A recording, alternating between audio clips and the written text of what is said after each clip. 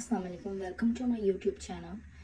आज की वीडियो है कि आपको अमेज़ॉन पर हाउसेस सेल करने चाहिए या नहीं। मुझे अमेज़ॉन करते हुए तकरीबन 3 साल हो चुके हैं और मैं अमेज़ॉन FBA करती हूँ। मैंने ये बिज़नेस इसलिए बिल्ड किया था क्योंकि इसकी सबसे बड़ी रीज़न ये थी कि आज से 3-4 साल पहले क्योंकि मैं एक हाउस वाइफ हूँ और मैं बाहर जाकर जॉब नहीं कर सकती, इस वजह से जो है वो मैंने बिज़नेस स्टार्ट करना था जो मैं इजीली घर से कर सकूं। फिर मैंने अमेज़ॉन को सीखना शुरू किया और उसके बाद मैंने इसमें बहुत ज़्यादा मेहनत की है और आज माशाल्लाह माशाल्लाह माशाल्लाह मेरा अपना खुद का अमेज़ॉन FBA बिज़नेस है जो मैं बहुत अच्छा रन करती हूँ। अमेज़ॉन के बारे में जो है वो यूट्यूब चैनल पर सिखाएं या हमें अपना कोर्स सेल करें। मेरा कोई कोर्स नहीं है, मैंने अभी तक इस चीज़ के बारे में जो है वो नहीं सोचा कि मैं कोई कोर्स अमेज़ॉन का सेल करूं, लेकिन मेरे पास जितनी भी इंफॉर्मेशन है मेरी यही कोशिश होगी।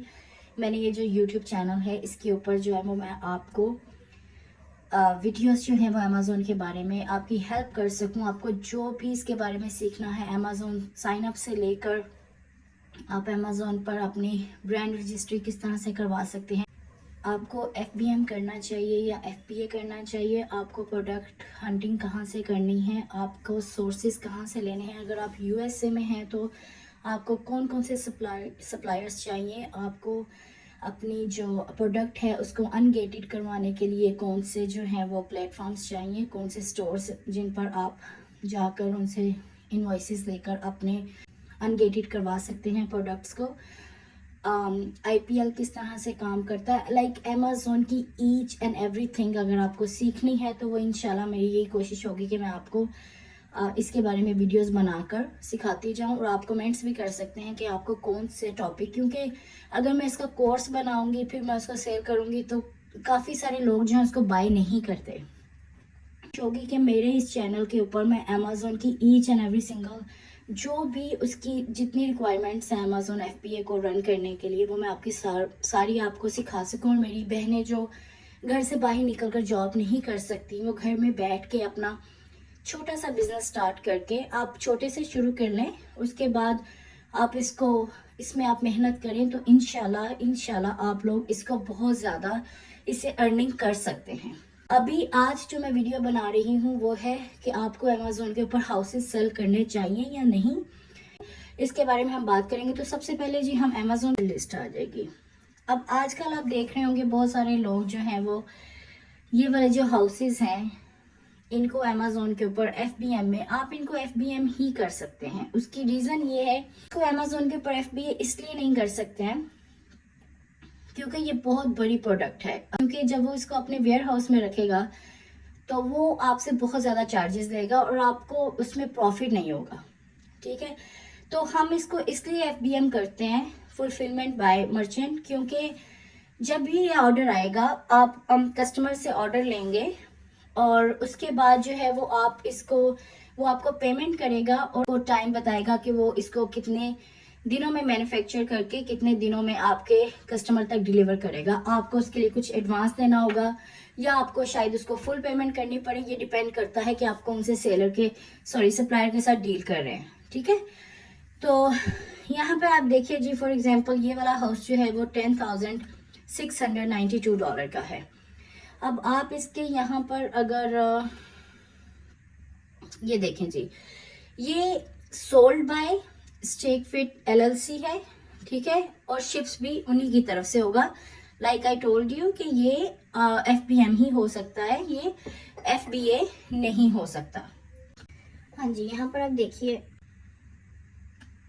ठीक है, अब आप इसको इनसे चैट करके उनसे बात कर सकते हैं। यहाँ पे आप देखेंगे कोई लिखा, यहाँ पे मिनिमम जो है वो ऑर्डर 1 सेट का है, 1 यूनिट का है, और यहाँ पर मैंने ऐसे भी सर्च किए हैं जिनका मिनिमम ऑर्डर 5 सेट है, 5 सेट्स हैं। ठीक है, इसकी प्राइस जो है वो यहाँ पर 3200 का सेल कर रहा है। डिपेंड करता है कि आपने 20 फीट का साइज खरीदना है या 40 फीट का। 1 महीना वो मैन्युफैक्चर के लिए लेते हैं और उसके बाद 1 महीना शिपिंग के लिए लेते हैं। इसमें अगर आप इनको ऑर्डर करते हैं, ये आप डिपेंड करता है आप पे, आप कौन से सप्लायर को पिक करते हैं। मार्च में ऑर्डर दिया है तो अप्रैल मई तक जो है वो आपको मेरे ख्याल से डेट मिलेगी कि आप इसका जो है वो ये प्रोडक्ट जो है वो डिलीवर हो जाएगी। DDP करेंगे, ड्यूटी डिलीवरी पेड, वो इसलिए कि आप ये ड्यूटी पेड जो है DDP जो है इसकी पेमेंट आप करेंगे, ठीक है। ये अमेजोन जो है वो आपका अलीबाबा का सप्लायर जो है वो इसकी शिपिंग नहीं देगा, ठीक है।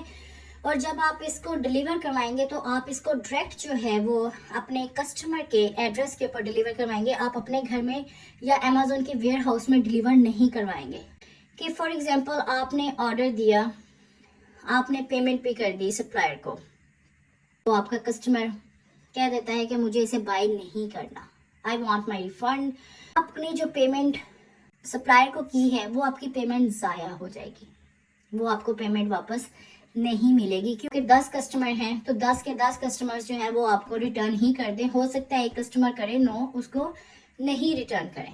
लेकिन आपको अवेयरनेस होनी चाहिए कि हमें प्रॉफिट मार्जिन भी नज़र आ रहा है, इजी भी है, बहुत सारे लोग कर रहे हैं, हम भी कर सकते हैं। तो आपको ये भी पता होना चाहिए कि आप अगर इस तरह से करते हैं तो आपको इसका क्या आगे जाके नुकसान उठाना पड़ सकता है कि अगर वो इसको रिफंड करते हैं। आप क्वालिटी जो है वो आपको नहीं पता, सप्लायर को बोले कि मुझे एग्जैक्ट जब वो मैन्युफैक्चर हो रहा है प्रॉपर उसकी जो है वो उसकी वीडियो मुझे सेंड की जाए, चलती है। या आप किसी एजेंट को अलीबाबा में, जहाँ पर वो लोग एजेंट आपसे इंस्पेक्शन के आई थिंक $300 चार्ज करते हैं पर डे का, उससे इंस्पेक्शन करवा सकते हैं। इस तरह से हम जो है वो इसको लिस्टिंग करेंगे।